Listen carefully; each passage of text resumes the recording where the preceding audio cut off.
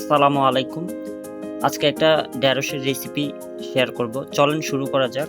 কয়েকটা কচি ঢেঁড়স নিয়ে নিলাম। ঢেঁড়সের কেজি মাত্র ৩০ টাকা ছিল। এগুলো এখন কেটে নিব। ঢেঁড়স কেটে নিলাম। এখন এটার সাথে সামান্য পরিমাণ তেল অ্যাড করব। ধনিয়া গুঁড়া, জিরা গুঁড়া, হলুদ গুঁড়া, লবণ এটাও অ্যাড করে দিব।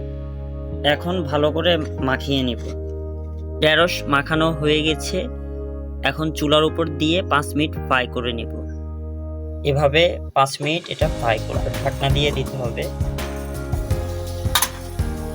নাড়াচাড়া করে দিতে হবে।